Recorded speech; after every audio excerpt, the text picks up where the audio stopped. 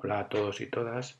Comenzamos la explicación del tema de organización y dirección de la empresa, número 3, correspondiente a la primera evaluación de economía de empresa de segundo de bachillerato. Lo primero que debemos comenzar es explicando lo que es una organización. Una organización, cuando nosotros decidimos que vamos a organizar alguna actividad, lo que debemos hacer es establecer quiénes son las personas que van a realizar esa actividad, cuáles van a ser las tareas, los elementos que van a utilizar, etc. Todo eso conjuntamente es lo que va a formar la organización. En el caso de la empresa, por tanto, será el conjunto de elementos, personas, factores, que van a estar interrelacionados entre sí para conseguir unos objetivos. Ahora bien, dentro de la empresa podemos distinguir dos tipos de organizaciones. Una que vamos a denominar la organización formal, que es la estructura organizativa propiamente dicha y que va a ser aquella que está predefinida por el empresario. Recordad, en el tema 1 hablábamos que uno de los elementos constitutivos de la empresa era la organización. Otra organización que aparece también dentro de la empresa es lo que se llama la organización informal, que es un conjunto de relaciones que no establece la dirección de la empresa, sino que aparecen de una manera espontánea y que bueno, pues van a generar una serie de conflictos y también de elementos positivos que deben ser muy controlados por la empresa si quiere obtener una ventaja respecto a de las otras.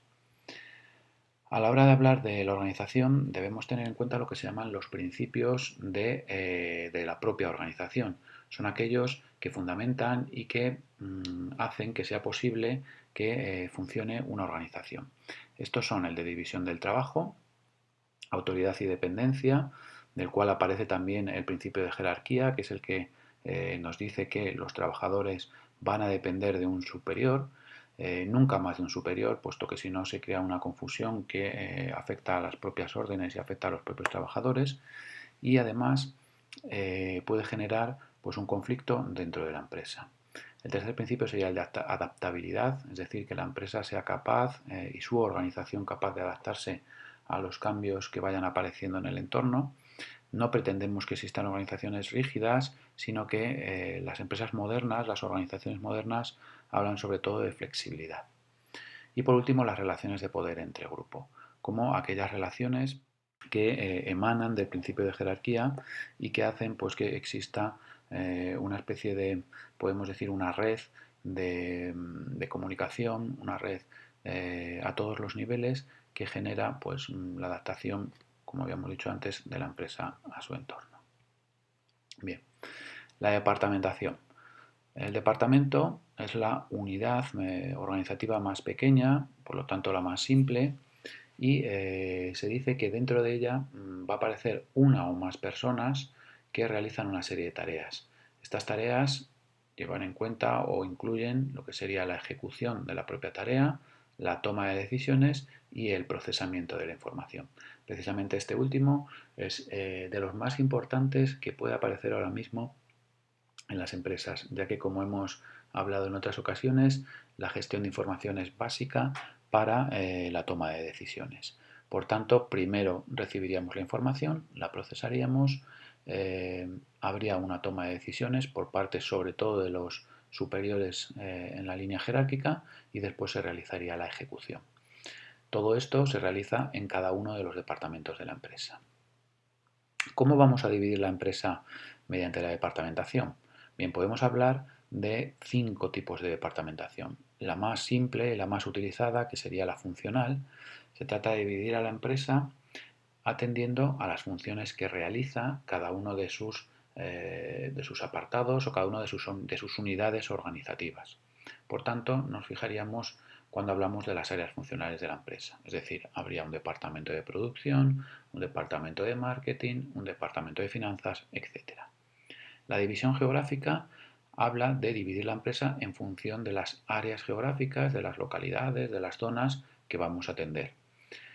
La división por productos o servicios nos hace referencia a que dividiremos la empresa, la dividimos atendiendo a los distintos productos que fabrica, ya que bueno, pues siempre buscaremos que aquellos tengan unas características similares para aprovechar las posibles sinergias o posibles complementariedades que puedan aparecer.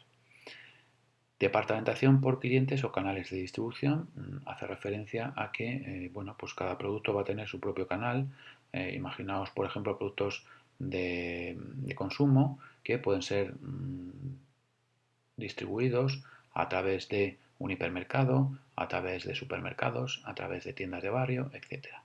Y por último estaría la departamentación por procesos, que es muy típica en las empresas industriales, donde lo que se busca es aprovechar las sinergias hombre-máquina. Entre todos los departamentos, lógicamente, tiene que haber una comunicación. Tiene que haber una comunicación que podemos dividirla a su vez en tres tipos. Descendente, cuando va desde el superior al subordinado, serían las órdenes. Ascendente, el camino inverso, es decir, desde el subordinado hacia el superior. Y aquí pues habría todo tipo de informes, elaboración de presupuestos, contabilidades, etcétera. También hablamos de lo que se llama la comunicación lateral horizontal, que es aquella que se produce entre niveles jerárquicos iguales, es decir, generalmente entre dos departamentos. La organización la vamos a representar a través de lo que denominamos el organigrama. Un organigrama es un gráfico en el cual se representan las distintas unidades organizativas y por tanto aparecerán los niveles jerárquicos, la autoridad que ostenta cada uno, a veces incluso aparece el nombre de la persona que ostenta dicha autoridad, si hay una delegación de poderes, en quién se delega esos poderes y por último, lógicamente, también la división de tareas. Tipos de organigrama por la forma, pues son verticales, si el poder crece de abajo hacia arriba, son los más habituales, horizontal cuando el poder va de derecha a izquierda y circulares cuando el poder irradia desde el centro. Tipos de estructura organizativa. Las estructuras organizativas se van a hacer en función pues un poco de las necesidades que tenga la empresa, de los grupos que existan, de las tareas que se vayan a realizar. Es decir, no solamente se tiene en cuenta los departamentos que haya, sino que hay que ir un poquito más allá y ver cuál es la estructura que mejor se adapta a la propia empresa e incluso yo diría también que al propio entorno. La primera estructura que vamos a ver es la estructura lineal o jerárquica. Es la más sencilla, la que se ha utilizado desde, bueno, pues podríamos decir desde tiempos remotos, o por lo menos desde hace muchísimo tiempo. Se basa en la autoridad del jefe al subordinado, hay una única línea donde el poder pues, emana desde arriba, donde estaría el director de la empresa, y llegaría pues, o iría bajando por los distintos subniveles. Únicamente hablamos de una línea de autoridad, no existen más y es sencilla, fácil de entender, por eso se utiliza pues, bueno, en organizaciones, sobre todo cuando son empresas pequeñas. Estructura organizativa funcional. Aquí ya se busca un poquito el adaptarse a las áreas funcionales de la empresa. Para ello, lo que se hace es dividir pues, los departamentos atendiendo a las funciones que realiza cada uno. Como decíamos antes, habrá un departamento de marketing, uno de producción, etcétera. Aquí el poder ya está descentralizado, suelen ser empresas donde cada departamento está muy especializado, con una propia dinámica de trabajo, que aunque dependa de la dirección general, tiene sus propias líneas de autoridad y de poder. La tercera sería la estructura en línea y staff. Aquí lo que se va a hacer es combinar la estructura lineal, incluso la funcional, apoyándola con un grupo de personas, que aparece ahí si lo veis en verde, que vamos a denominar el staff. El staff lo que hace es asesorar. La misión que tiene es asesorar. Asesora sobre temas muy diversos, pues generalmente suele ser sobre recursos humanos, cuestiones legales, pues de nóminas, de cuestiones también de tipo tecnológico, como pueden ser sistemas de información, si la empresa necesita pues determinados servidores para generar un archivo, no sé, cosas de ese tipo. La estructura en comité. Son estructuras en las cuales se combinan las anteriores, pero lo que se hace es que se pone a la cabeza, en vez de un director general o un consejo de administración, un comité. Este comité, que sería la cúpula directiva de la empresa, toma las decisiones de manera colegiada. En principio parece que suena bastante bien la idea, sin embargo suelen tener problemas por la lentitud y porque a veces pues, surgen lo que se llaman los lobbies, que son grupos de presión que hacen que las decisiones se tomen pues, no de una manera muy racional, sino atendiendo un poco a las necesidades que tenga cada uno. La estructura matricial es una estructura más moderna que se utiliza en empresas muy flexibles, sobre todo pues, de tecnología, empresas que buscan adaptarse sobre todo al cliente. ¿Cómo se consigue esto? Pues lo que hacen es es dividir a la empresa en unidades estratégicas de negocio, lo que se llaman proyectos. Estos proyectos es como si crearas una nueva empresa para el cliente. Lo que se hace es que se crea un proyecto cogiendo gente de cada uno de los departamentos. Por ejemplo, ahí en el gráfico en el organigrama que tenemos representado, lo que hacen es coger para el proyecto 1, pues gente del departamento de marketing, gente del departamento de aprovisionamiento y producción, gente de recursos humanos, etcétera, formando como si dijéramos una nueva empresa. Esa nueva empresa es lo que se llama el proyecto 1, que tendrá su propia dirección. Esta dirección está, vamos a decir, en una línea horizontal y por tanto podemos decir que hay dos tipos de autoridad. La autoridad vertical que viene desde arriba de la pirámide o de arriba del organigrama y la autoridad horizontal que sería la del jefe del proyecto. El problema precisamente puede estar ahí cuando se produce un choque entre el departamento que sea y la propia autoridad horizontal. En ese momento puede haber un solapamiento de objetivos, puede haber incluso un choque que puede generar tensiones dentro de la empresa. Por último hablamos de la estructura en trébol. La estructura en trébol se dice que es la organización del futuro, es todavía un paso más allá en la flexibilidad de la empresa, ya que lo que se va a hacer es tener una parte subcontratada. Lo que se hace es dividir a la empresa en tres partes. Uno, que es lo que se llama el núcleo de trabajadores profesionales, que serían, bueno, por los directivos, la estructura fija de la empresa, que va a estar ahí siempre funcionando, siempre trabajando. Otra parte que es la que se llama el trabajo flexible, que pues bueno, es la fuerza de trabajo que puede ser más o menos sustituida, que no es complejo. Y por último, la subcontratación. Son trabajos muy específicos o la propia infraestructura de la empresa que es demasiado caro tenerlo dentro con el coste fijo que acarrea y entonces lo que se hace es subcontratar a empresas ajenas.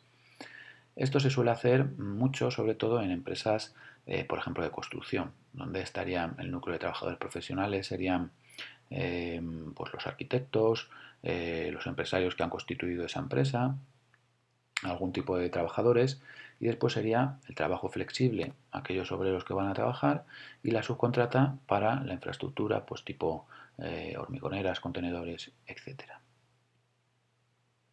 Bien, la organización informal. Decíamos al principio del tema que es una estructura que surge de manera espontánea dentro de las organizaciones sin que lo haya predefinido el empresario, sin que lo haya establecido la organización formal. ¿Por qué puede aparecer? Bueno, pues gente que a lo mejor que comparte un departamento, imaginemos en unos grandes almacenes, alguien que está trabajando en la misma sección, en el mismo departamento, o en una empresa, aquellos que comparten pues también una parte del proceso de producción, o que comparten, no sé, por ejemplo, que se dedican al reparto del producto, etcétera. Las características que tiene. Primero, normas del grupo, que es lo que denominan la disciplina del grupo informal. Estas normas hay que tener mucho cuidado porque a veces pueden ser más fuertes incluso que la propia disciplina del grupo formal. Por ejemplo, puede estar mal visto el quedarse hasta terminar una tarea, ya que todo el mundo cuando suena el timbre recoge y se marcha para su casa.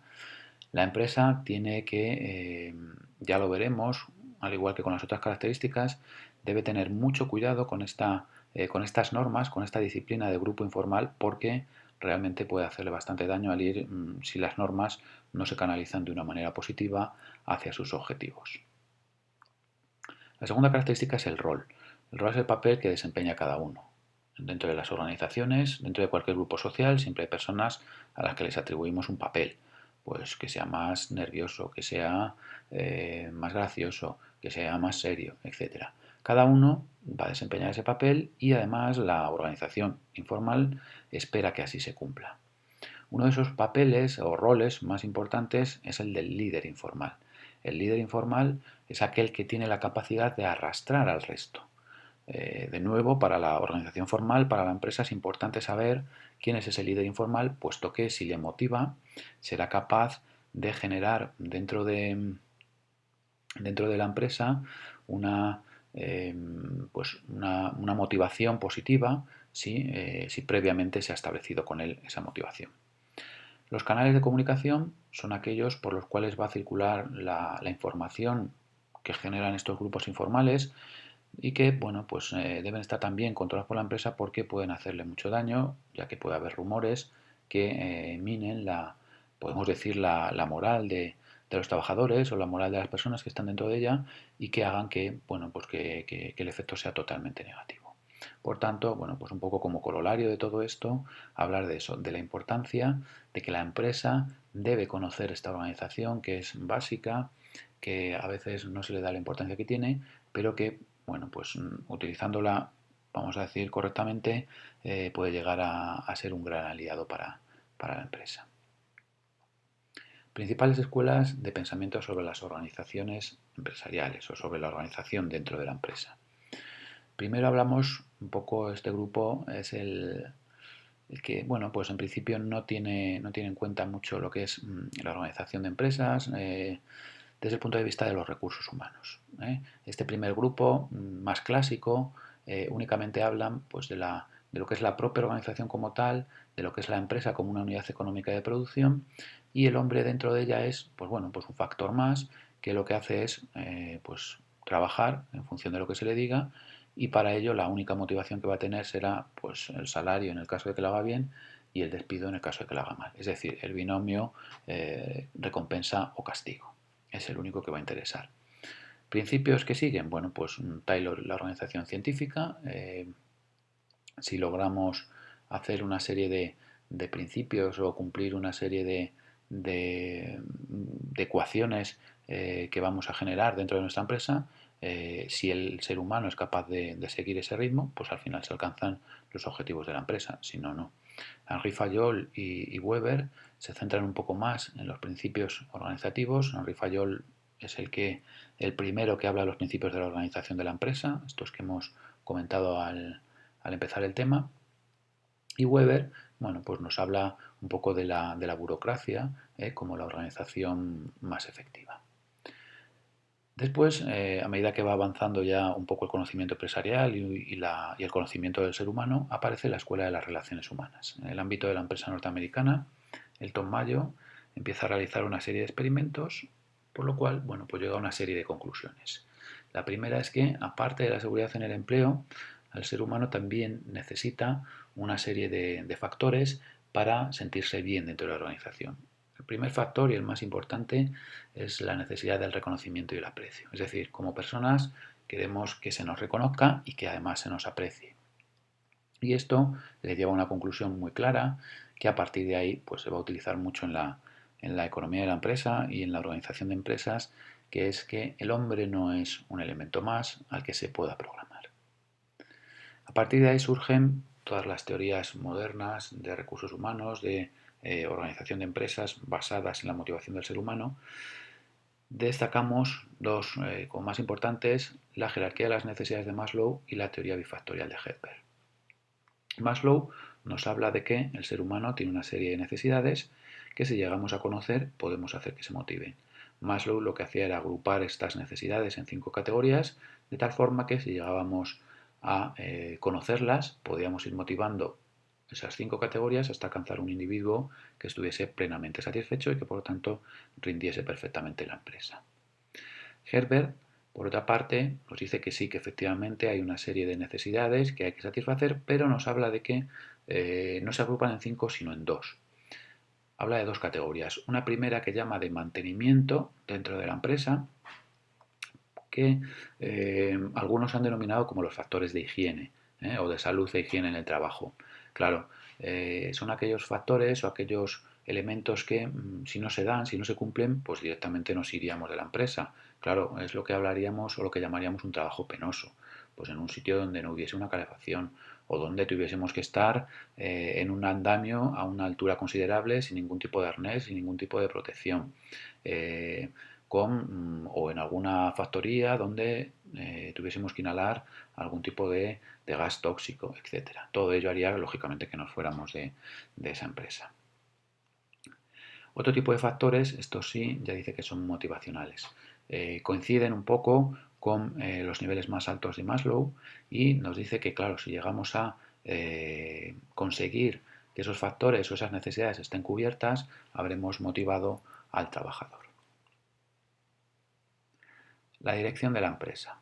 La función directiva no es algo que podamos decir que únicamente tiene que ver con lo más alto de la pirámide jerárquica, sino que la dirección de empresas va más allá, está en toda la pirámide organizativa o en toda la empresa. ¿Por qué? Bueno, pues porque hablamos de una alta dirección, donde estarían pues aquellos altos directivos que van a tomar las decisiones de largo plazo, las decisiones estratégicas de la empresa.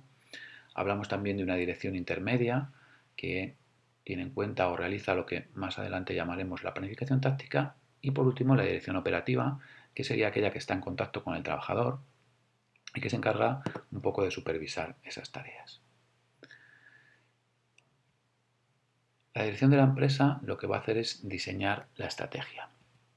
La estrategia es la adecuación de los factores internos a los externos con el fin de obtener la mejor posición competitiva. Esto lo vamos a hacer a través de lo que se llama la planificación. Es decir, la planificación lo que hace es determinar cuáles son los objetivos, busca cuáles son los elementos de que dispone la empresa en función de lo que tiene ella dentro y de lo que ocurre fuera. ¿Para qué? Bueno, pues para determinar cuál es la forma en que los vamos a alcanzar. La planificación podemos decir que tiene distintos niveles. Un nivel que vamos a llamar estratégico, que tiene un horizonte temporal de 3 o 5 años. En este nivel, que lo va a realizar la alta dirección, se va a establecer la estrategia corporativa, es decir, para todo el grupo, para cada unidad de negocio e incluso para las áreas funcionales.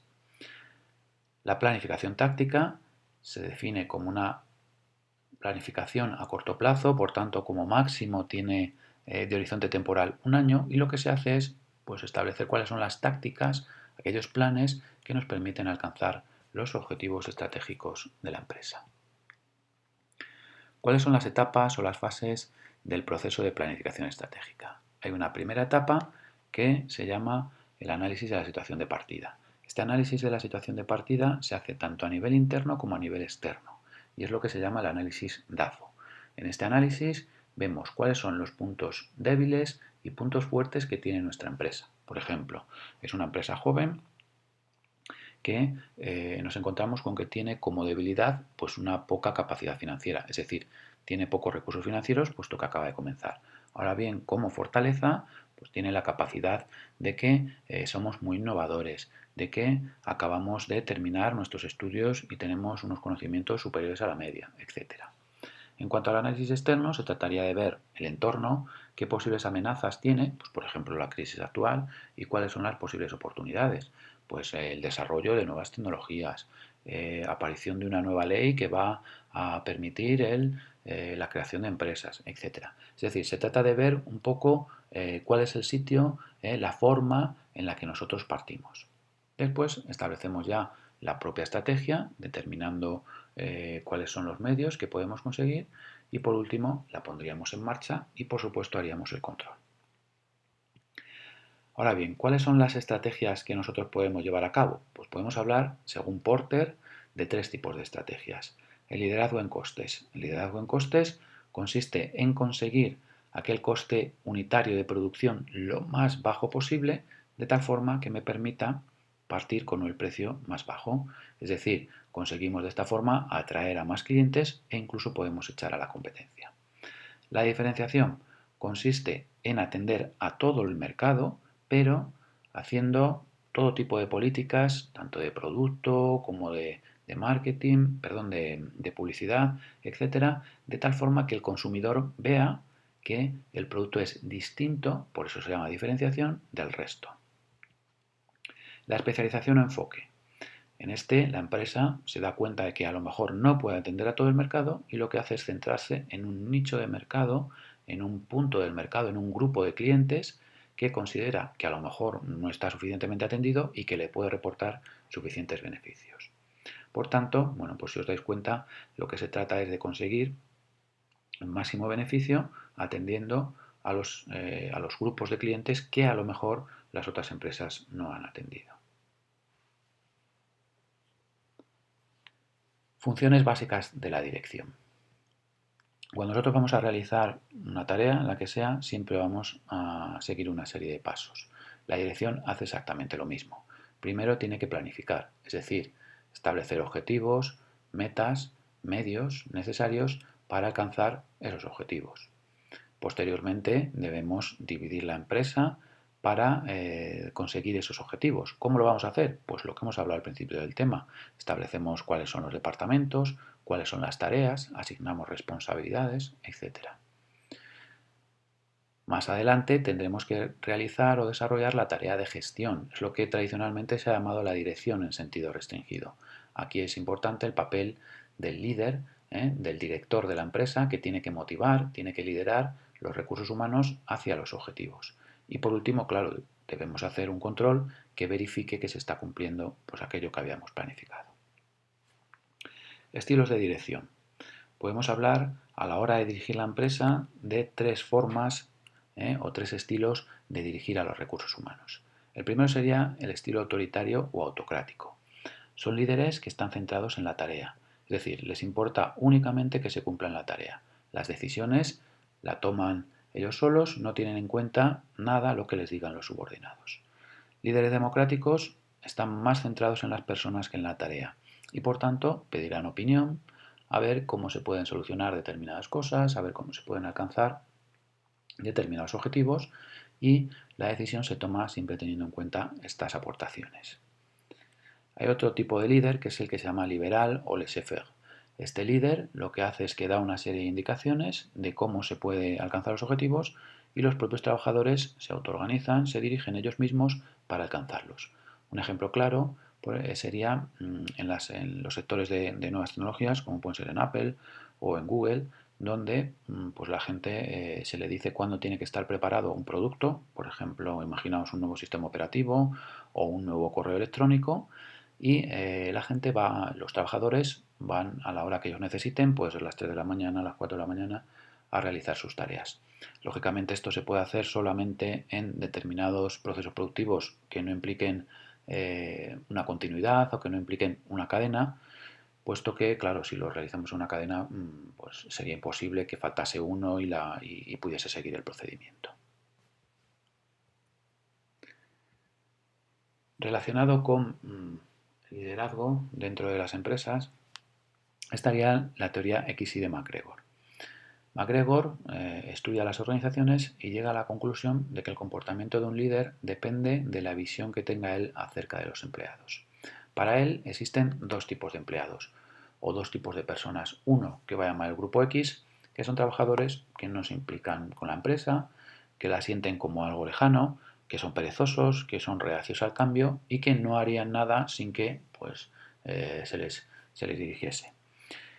Otro tipo de personas, que él llama grupo Y, dice que ven el trabajo como algo natural, están automotivados, se dirigen ellos hacia los objetivos, asumen estos objetivos como propios y por tanto, bueno, pues necesitan otro tipo de líder.